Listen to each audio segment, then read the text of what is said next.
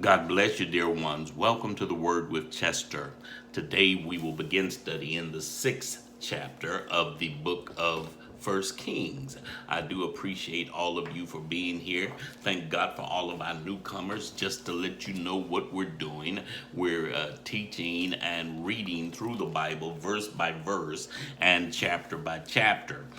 Today we will begin at verse 1 of chapter 6, the book of First Kings.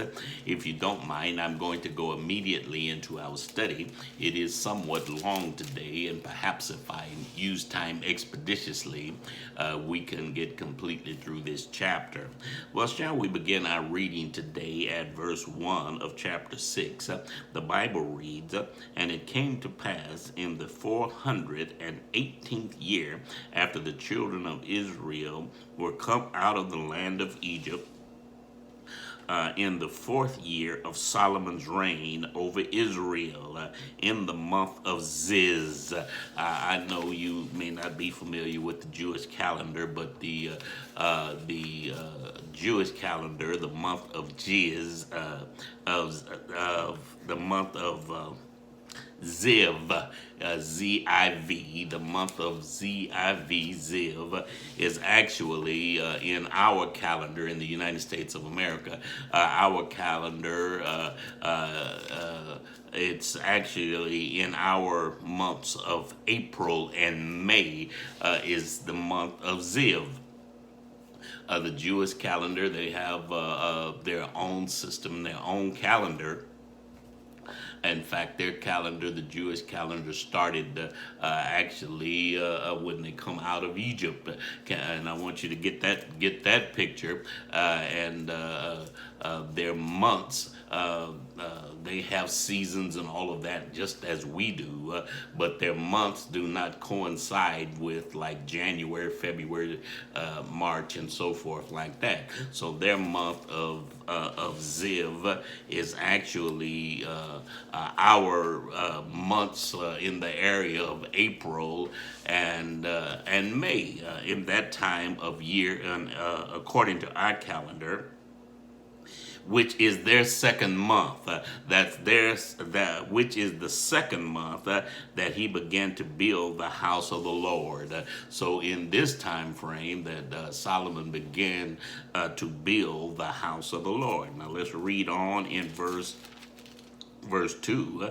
And the house which King Solomon built for the Lord, the length of it was 80 cubits, and the breadth of it 20 cubits, and the height of it 30 cubits. So for you to just get the math, you can do the math yourself if you want to get a mental picture of this building. A cubic is actually like 18 inches, about 18 inches.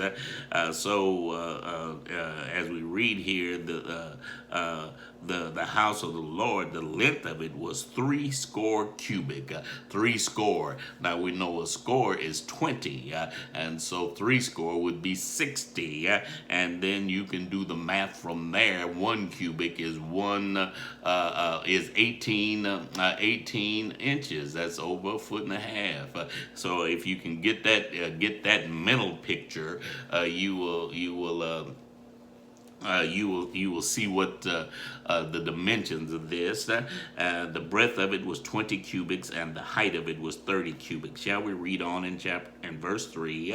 And the porch before the temple of the house, 20 cubits, was the length of it according to the breadth of its house, and 10 cubits was the breadth of it before the house.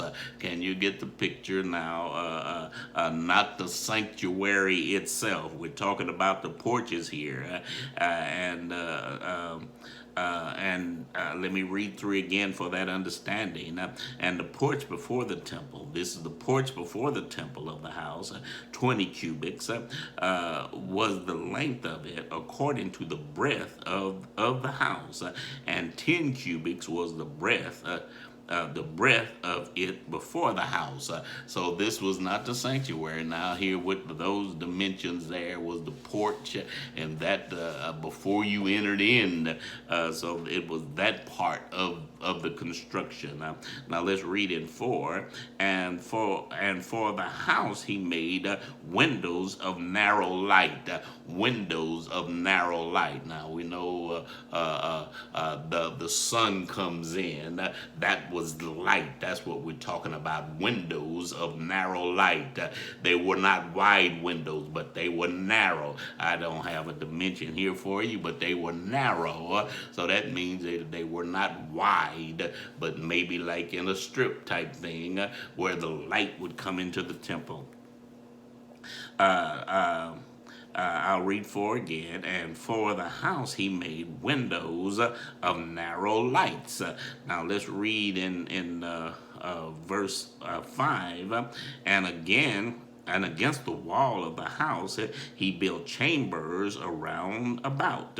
Against the wall of the house around about, both of the temple and the inner sanctuary, and he made chambers round about. Chambers was let's say small rooms round about, where they maybe could you could do a lot of things in certain chambers. You could have business meetings with smaller groups of people. You can have classrooms in that type of atmosphere in a smaller chamber or an office space. So he built chambers around the sanctuary. I'll read 5 again. And against the walls of the house, he built chambers around about, against the wall of the house round about, both of the temple and of the inner sanctuary, and he made chambers around about, both of the temple and also the main sanctuary. He built chambers around them. Can you see this great building that he's building here now? In verse 6, the lowest chamber was 5 cubits broad, and the middle was 6 cubits broad, and the third was 7 cubits broad. For outside in the wall of the house he made narrow rest round about, that the beams should not be fastened in the walls of the house. What are you talking about? The beams, they were visible. They were not in the walls, but the beams he put out outside. So they were what this writer called narrow rest. Let me read 6 again for that clarity. Now the lowest chamber was 5 cubits broad, and the middle was 6 cubits broad, and the third was 7 cubits broad. For outside in the wall of the house he made narrow rest around about, that the beam should not be fastened in the walls of the house. In other words, they were visible, these beams, and he made rest there. Verse 7, and the house when it was in building. The house, when it was in building, was built of stone made ready before it was brought there, so that there was neither hammer nor axe nor any tool of iron heard in the house while it was in building. What are you talking about here? The stones that they had to shape to go into place. It was built not where the house was being built. They had to shape the stones before they got it to where the building would be, or cut the wood before they got it to where the build would be. We talk about prefabbed homes now, prefabbed houses. This was a prefab. They did all of their cutting before they got to where the building was. So all they had to do was lay it into place. You have to get the picture. They're building the house of the Lord. They're not building a house for a person here, although people would go in there and there would be places for people, but it was the house of the Lord. So they they reverence that, and the all of the noise. We'll read on here in just a moment, but they did not do any cutting, and they did not do any tool work there for the noise sake, because number one, they're building the house of the Lord. Now let's read in 8 here. The door. Let me read 7 again for that clarity. And the house, when it was in building, was built of stones made ready before it was brought there, so that there was neither hammer or axe nor any tool of iron heard in the house while it was in building. Can you get the picture? They did all of that type of labor work and the cutting of the stones and the cutting of the wood before they brought it to put it in place and building the house. Now let's read in verse 8.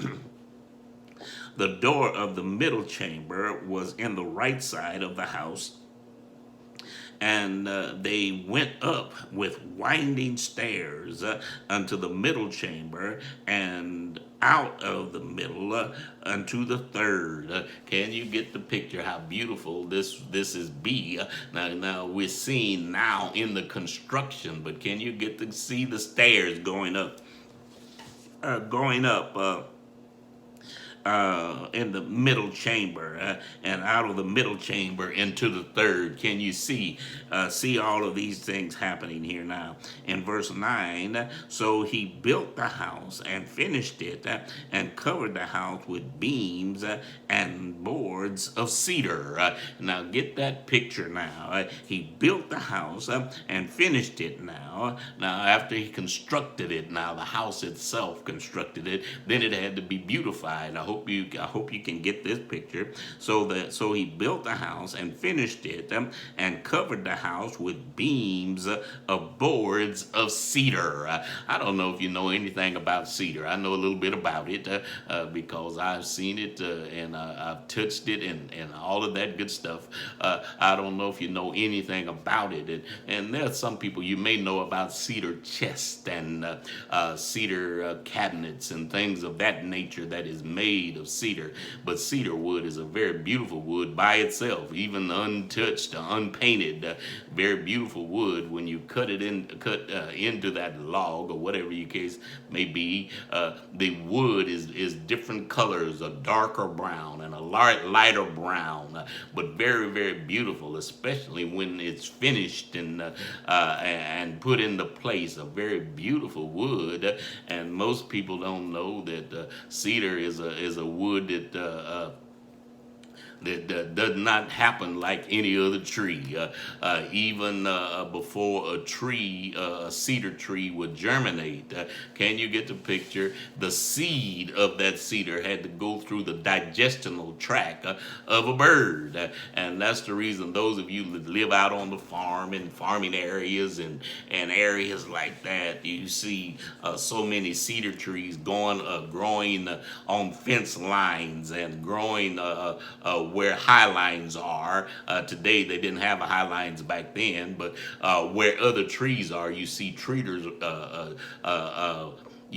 cedars growing, and the reason being for that seed to germinate, it had to go through the digestional tract of a bird, and when it goes through him and then out the drought, if you please, it goes into the ground, and a tree and another tree forms and begins to grow, and that's why you see so many cedars on fence lines, high line wires. You see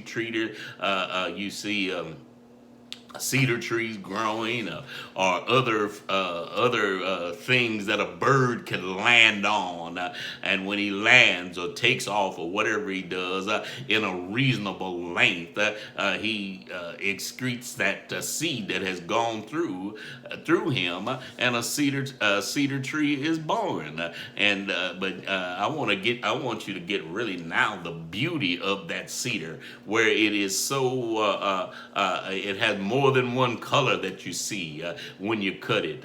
If you know anything about a cedar chest, unpainted, it is very pretty in there, and it's used for more than one thing because there's certain species of insects cannot live there because of the smell of that cedar, and it's a beautiful smell. It's a nice smell, let me say, and also a beautiful wood. So I hope you're getting that.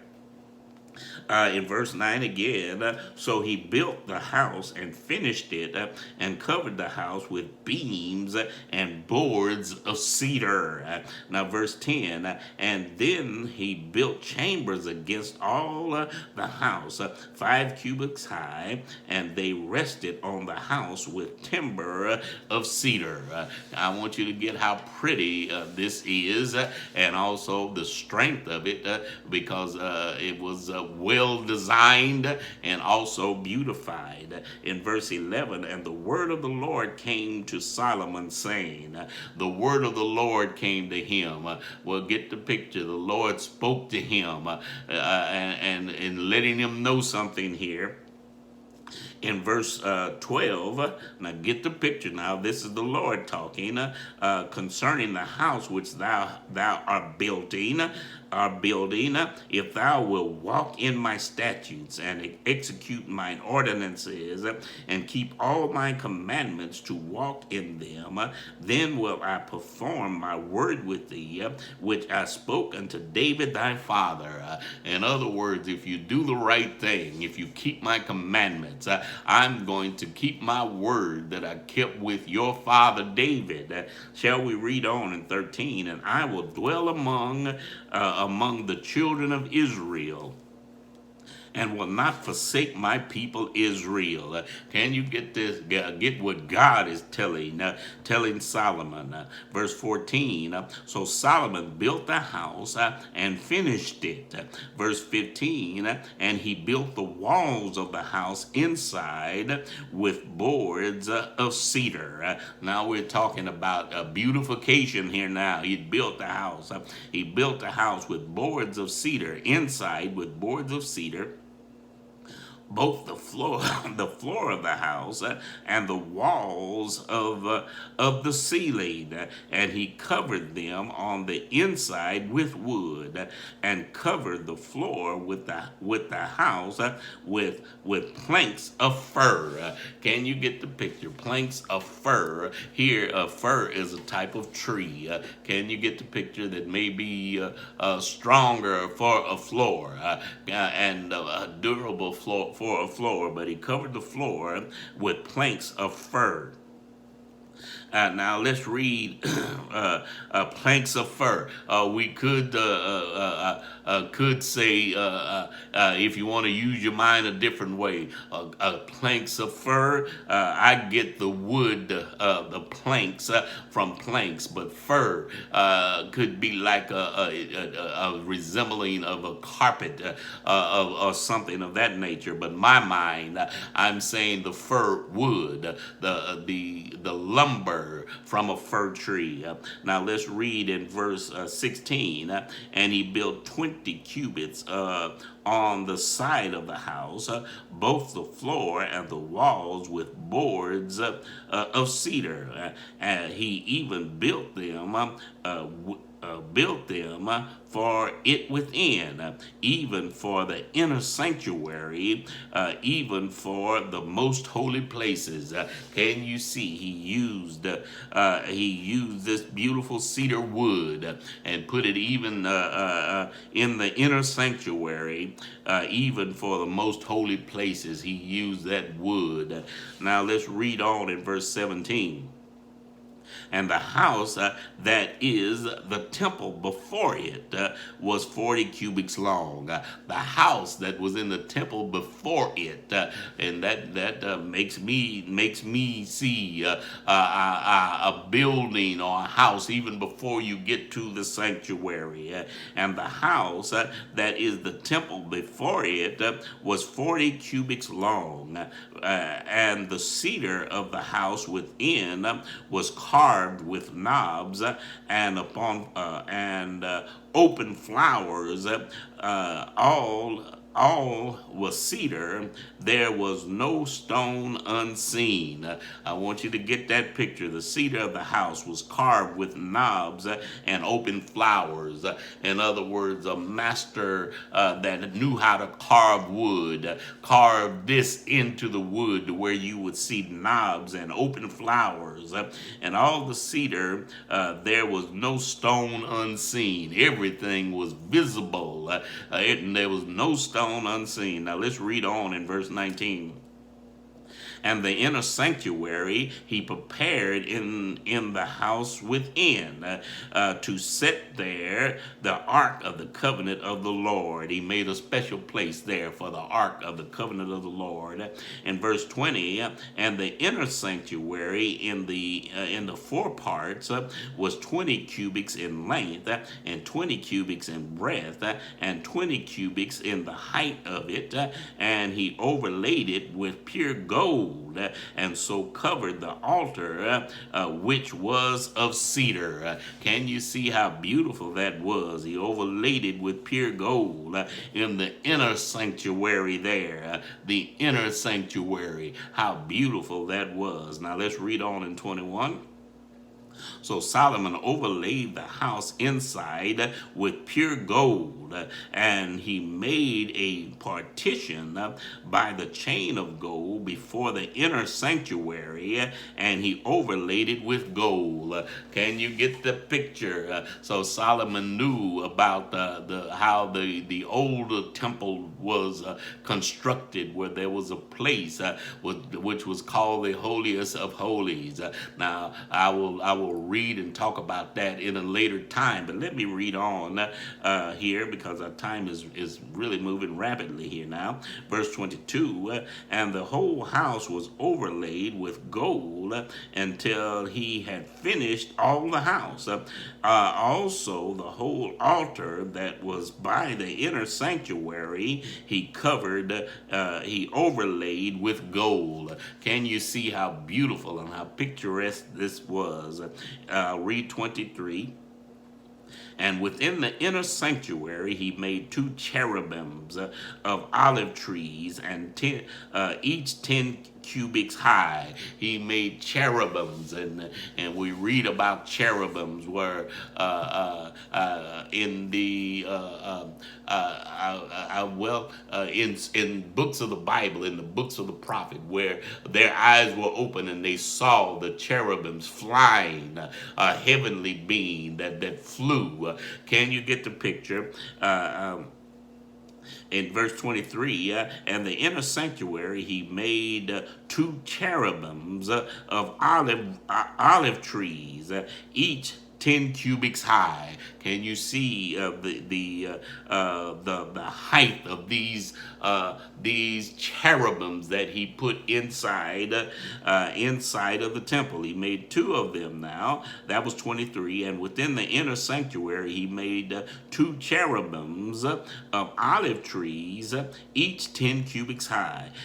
Verse 24, and 5 cubits was the one wing of the cherub. 5 cubits was the one wing of the cherub, and 5 cubits the other wing of the cherub. From the outmost part of the one wing and to the outmost part of the other was 10 cubits. Can you get the picture? The wingspan of this cherubim that he put there was 10 cubits. Now verse 25, and the other cherub was 10 cubits. Both the cherubims were of one measure and one size. In so many words, they both were the same size. Now let's read in 26. The height of the one cherub was 10 cubits, and so was of the other cherub. And he set the cherubims within the inner house, and they stretched forth the wings of the cherubims, so that the wings of of the one touched the one wall, and the wings of the other touched the other wall. Can you get the picture when they set it in its place? One cherubim, the wing touched one side, the wall, and the other cherubim, his wing touched the other side of the wall, and the wings touched one another in the middle of the house, and their wings touched together in the middle of the house. I hope you're getting this. And he overlaid the cherubims with gold, and he carved all the walls of the house around about with carved figures and cherubims and palm trees and open flowers within and without. Can you see they took time to detail and carve all of these things in the wall, in the wood, carve all of the palm trees and the open flowers within and without. They took time to carve that. Now let's read in verse 30. And the floor of the house was overlaid with gold. The floor of the house now overlaid with gold within and without. And that's a lot of gold, but this is what was done in verse 31. And for the entrance of the inner sanctuary, he made doors of olive trees and lintels and side posts, where a fifth part of the wall. Can you get the picture? The door and how beautiful the door was itself. And for the entrance of the inner sanctuary, he made doors, olive trees, and lintels. The olive trees, the lintel, and side posts were the fifth part of the wall. That's how big the doors were a fifth part of the wall. The two doors was where the olive trees, and he carved upon them carvings of the cherubims and the palm trees and open flowers, and overlaid them with gold, and spread gold upon the cherubim and upon the palm trees.